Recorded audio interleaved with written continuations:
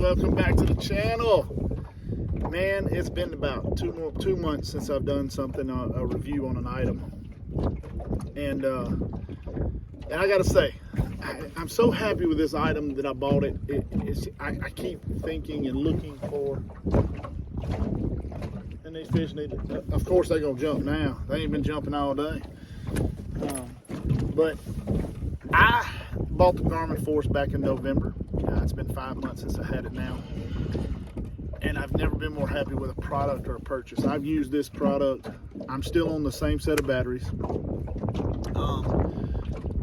and I have never hardwired it. I've never had any of the problems a lot of people have. I'm not to say.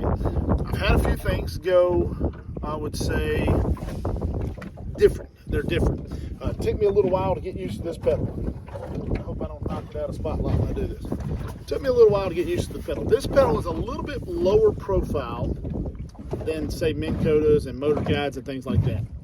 So it sits a little bit lower. Let's take a look at it. It sits a little bit lower in here. That's not a huge deal, but the spot lock, sometimes, because it's actually below, and let me try to get there, it's actually below the lip of this.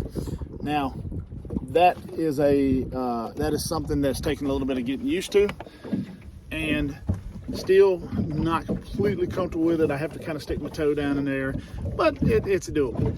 Now, in terms of squeaks and moans and creaks, it will squeak a little bit every now and then. I just take a little bit of oil, shoot a little bit of oil in there into all the moving parts. Little lithium grease is actually what I use.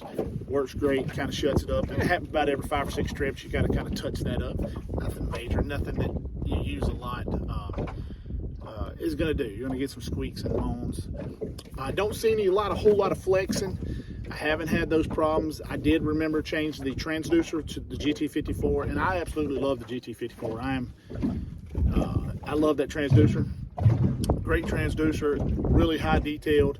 I use it a lot because I'm a believer in using the trolling motor if you really want to get highly detailed with side imaging.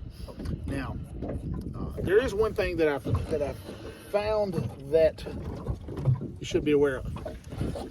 This pedal, I bumped it. This pedal right here, right around this thing right here, if you're going down gravel roads, or I suggest you start doing, I do it all the time now. I put it up in my box. I just take it and put it in my box. I tell you why.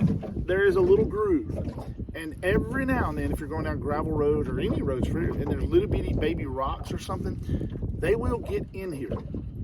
And when these little baby rocks get in there, it keeps the pedal from depressing fully. And you will have an argument with this thing until you realize it. And I had to actually come in the backside right here, and I actually saw the rock. It was right up in here. I saw the little baby rock, just a little pebble. But man, it gave me heck one day, all day long. And all it was a little rock, but it got into that little crack. I don't know if you can see that, but you can see the opening through there, but it got right in there and kind of wedged itself in there, and I didn't see it at first. Once I realized what it was, it's not been a problem, but I do now put this in my box. I do not leave it on the deck when I'm going down the road. It's heavy enough, it's not going to blow out or anything like that. Now, the feel of it, I've got so used to the feel of it. To me, it feels better than any cable drive I've ever had. That's an absolute fact. That's my opinion on that, has not changed. I've had just about every brand out there, or used every brand out there. The only one I haven't really used is Lowrance. A buddy of mine has Lowrance, one lives in Dallas. He loves it. And not gonna say it's a bad trolling motor. Ultrex is not a bad trolling motor, but I like the Garmin because everything talks. I got it on the fish finders. I got it. I love the remote. So everything kind of talks to each other, and I like that. Like I said, still same set of batteries. You change them right there. Same set of batteries that I put in here 5 months ago. I've seen no signs of weakening, anything like that. I haven't had the problem with the backing up on the spot lock.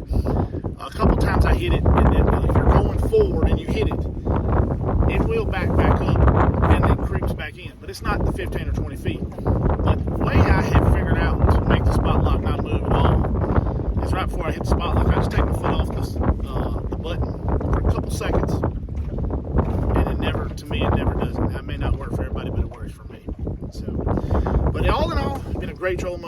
a great investment for me. I know people are going to say, well, it's moving back and forth. And there's 25-mile-an-hour wind back here.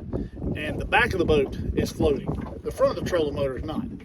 We're in an oxbow lake. The wind is kind of does this right here around these oxbow lakes. The front of the trolling motor is not moving. It is stable as all get out. If we need to go look at the map, we could. But the back of the boat floats a little bit. It's an aluminum boat. It's not a fiberglass boat, so a little bit lighter. So it tends to, the back of the boat kind of tends to sway a little bit in the wind. But all in all, great trolling motor. Don't have a lot of problems. I don't, as we get into bass season, I hadn't been using the remote near as much as I did when I first started. I use it a lot white perch fishing, but not near as much bass fishing. Don't use the routes feature a lot. But I don't follow a lot of contours up here. A lot of the lakes I fish are just like this, just little oxbow lakes and things like that. But guys, thanks for watching. Thanks for subscribing. And if you want one of these trolling motors, go to chattyboys.com. He's got them. He'll get them shipped out to you in a hurry. And he does great. I do a lot of my business with him.